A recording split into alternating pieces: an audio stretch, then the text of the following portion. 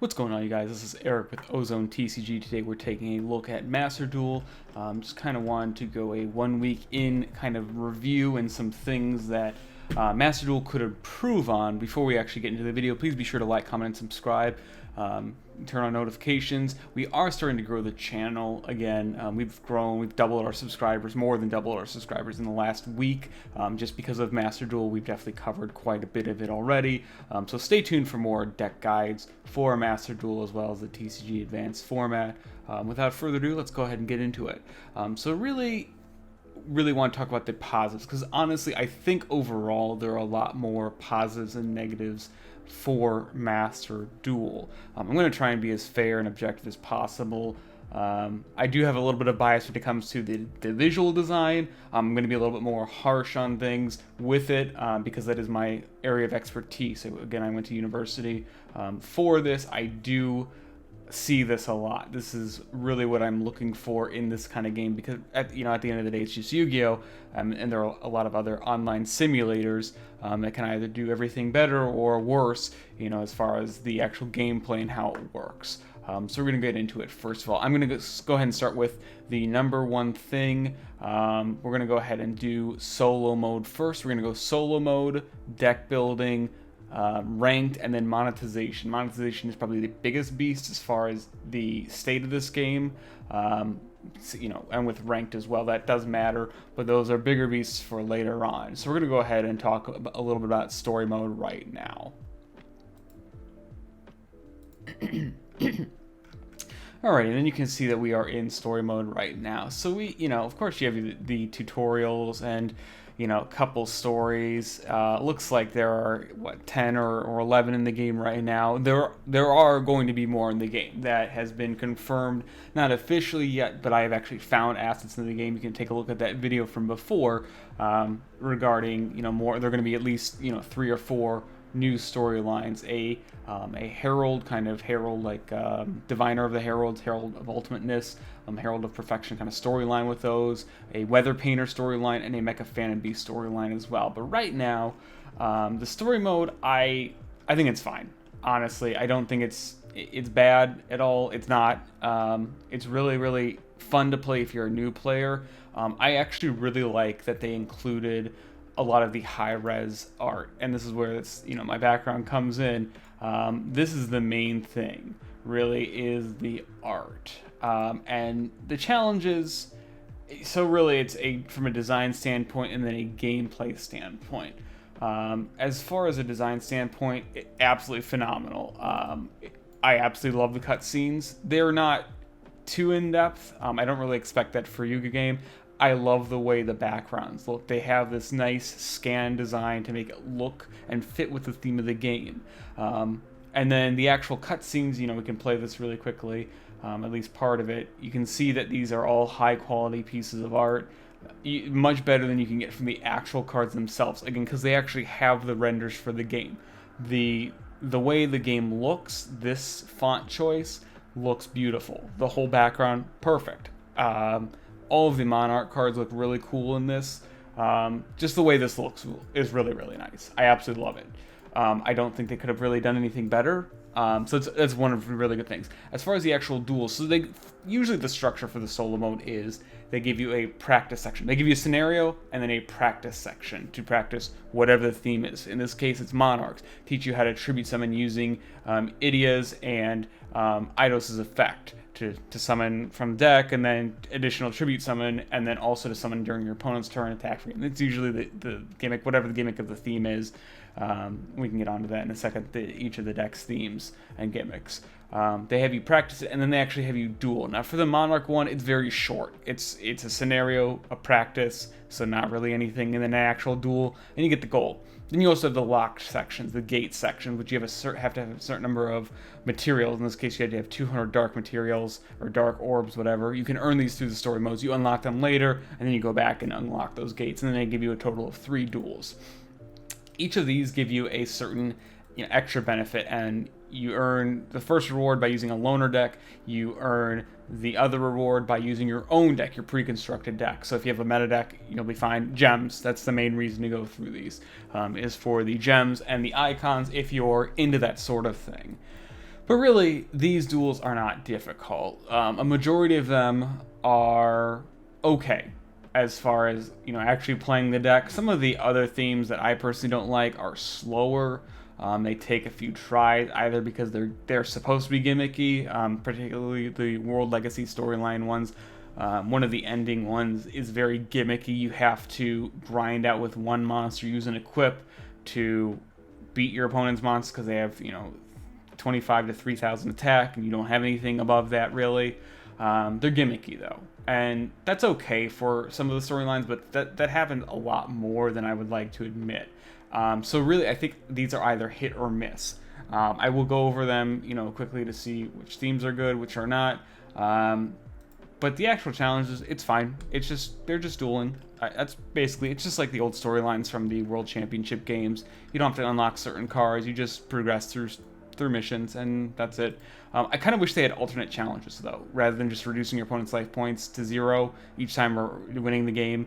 That way, to have alternate win conditions, or to summon X amount of cards, use X amount of cards, don't let your opponent do X amount of cards or moves, whatever, survive a certain amount of turns, don't use a certain card or complete this challenge like they used to have in the World Championship games, or on Edo Pro. They have a lot of those replay challenges or dual replays, dual challenges, anything like that. Yeah, I would just wish they had a lot of those, and that, I think, would make the game a lot more enjoyable as far as the solo mode. Maybe they'll do that, I don't know. But at least for me personally, I thought the solo mode is fine. I love the backgrounds though. I would use these as backgrounds if I wanted to use them as backgrounds. They look really nice, especially if you like Monarch. Monarch's a popular one. Megalith was really cool too. The Shiranui ones are also awesome, and then of course the World Legacy ones. I think the World Legacy ones and Cleefort ones are some of the best for the solo mode. But we can go ahead and take a look at the themes shown in here. So we have Monarch, Element Sabers, the Ruin and Demise, the newer rituals. They do have the old ones, but that's whatever.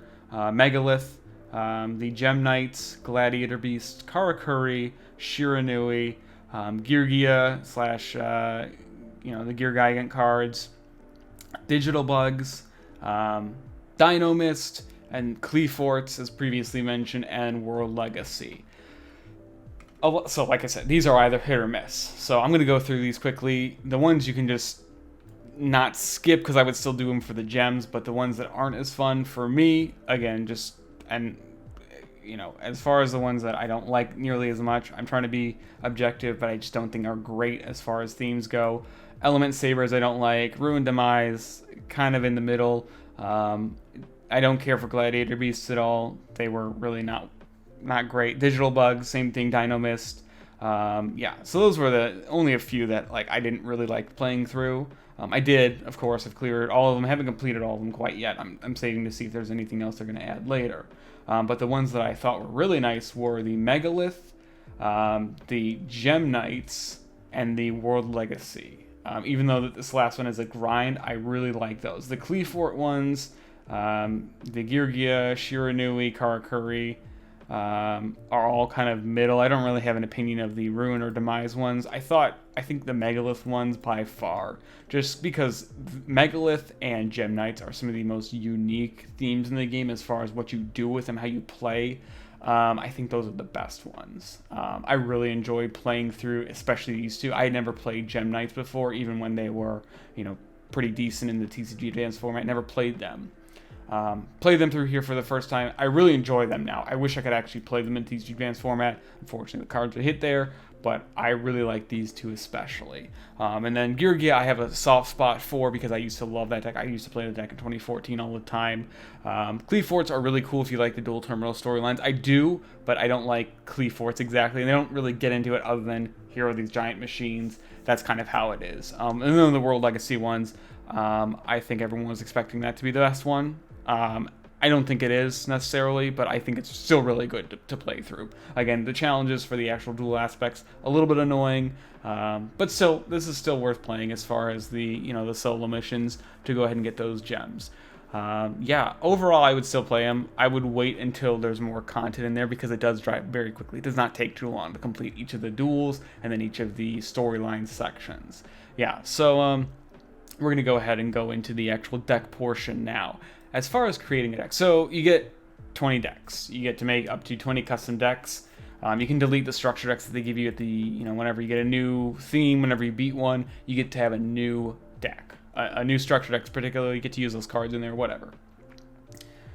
Deck customization, I'm skewed towards more positives than negatives. There are some weird things that they made, a couple weird design choices. Let's go ahead and take a look at this. So, test. That's just the test that I use right now. You can see a bunch of other decks we're working on or have worked on, anything like that. Stay tuned for more of those.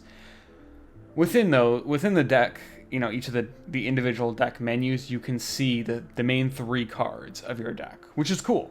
Like, I like that. That's a really cool idea. You can also change the field for each one. It doesn't have to be just a set one. And then make the where the life points and graveyard go. If you have any platform for your mate, you can do that. And then you can also change your sleeves. You can change them through here. You can also view, copy, or delete the deck. I'm going to get into, viewing and copying the deck. So you can draw a sample size. It's not great. I would just use Edo Pro or Dueling Book if you want to do this instead. It's a little bit easier. It's functional, but they don't have an actual solo replay from the deck when you have to do it in a solo mode match. You could choose to go first or second, doesn't really matter.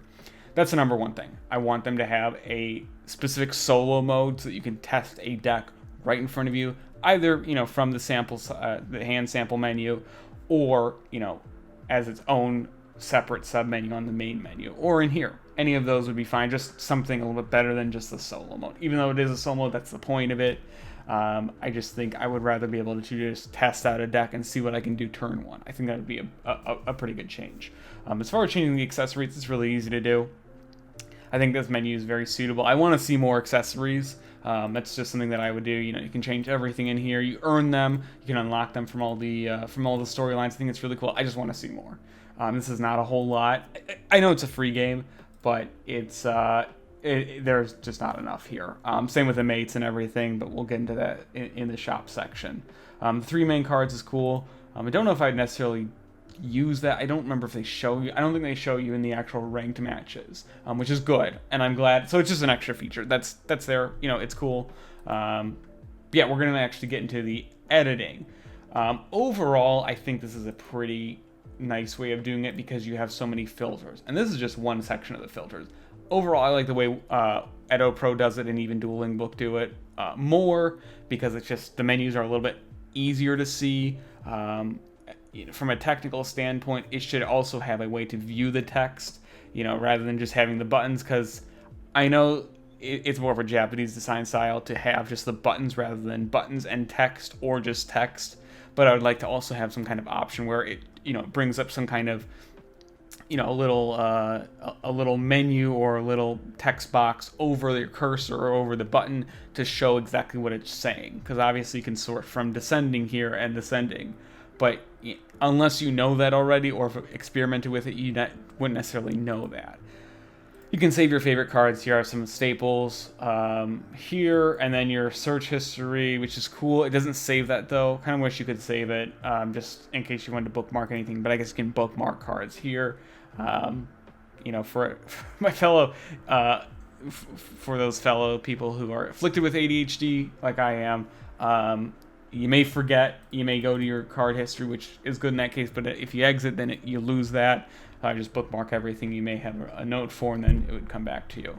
And then you can actually have the filters here. This is what I would rather see, where it says normal, effect, fusion, ritual, synchro, all of that. I'd rather be able to see exactly what I'm looking for from the other filters menu, but this is good. This is a very good menu.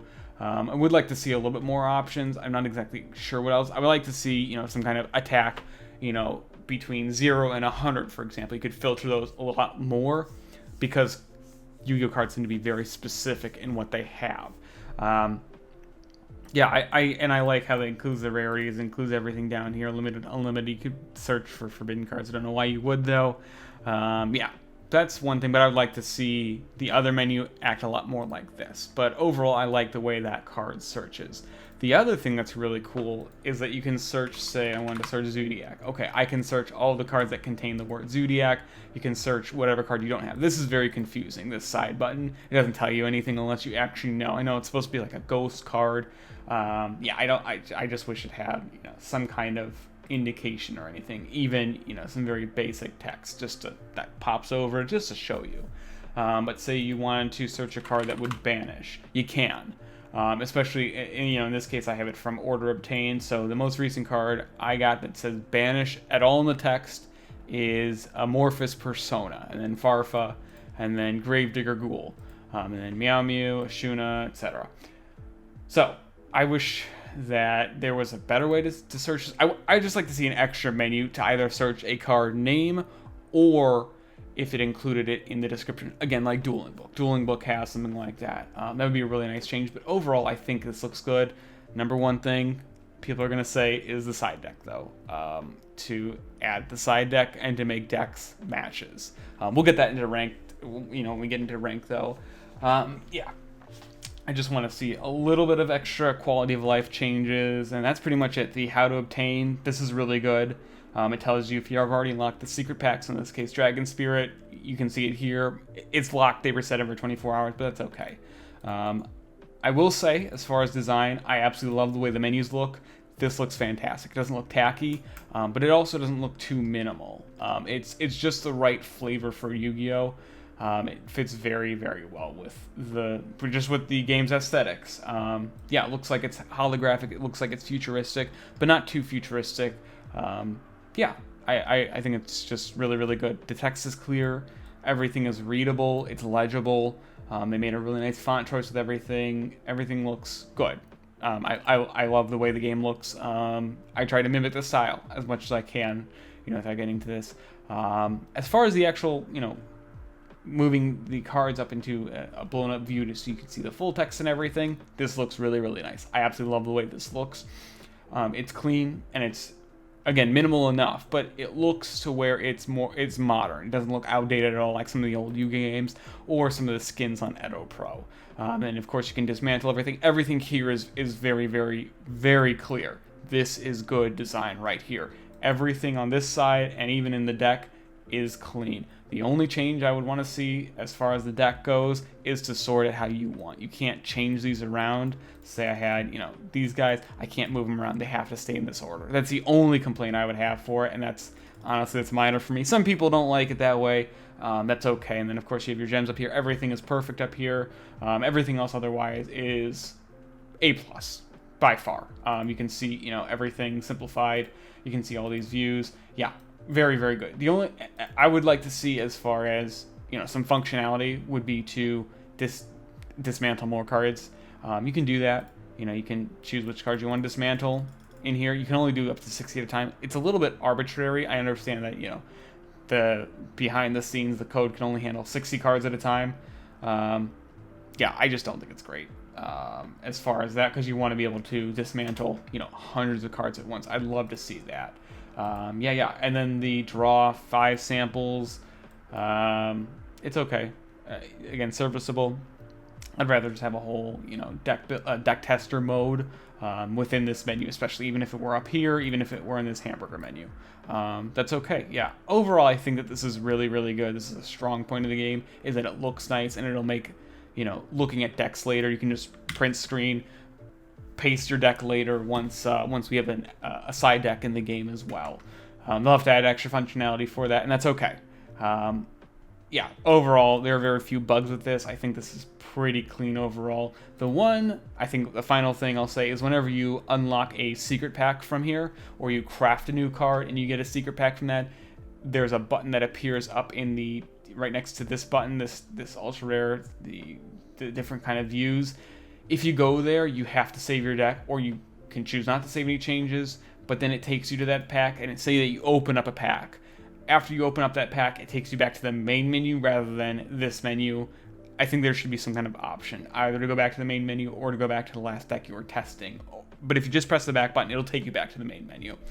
That's just from a functionality standpoint. Doesn't impact too much, because really I would just wait to open up packs after you're done, you know, putting your deck together, dismantling anything, generating cards, crafting your deck, saving it, you know, etc. I mean, that's really it. I just think it's a very strong point of the game. I would like to see this expanded upon just a little bit, and with some quality of life change, and then it's going to be fantastic.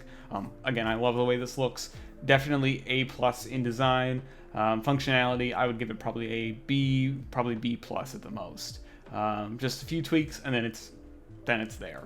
So that was part 1 of the Master Duel 1 weekend game review. Stick around for part 2. We should have that up either today or tomorrow at the time of recording. Yeah, stick around. Again, if you like the video, please be sure to like, comment, and subscribe. We're going to get into the more controversial aspects of the game, including ranked and the monetization platform in the form of the shop, and how to buy packs and gems and everything regarding that. So please stick around. This is Eric with OzoneTCG. See you in the next one.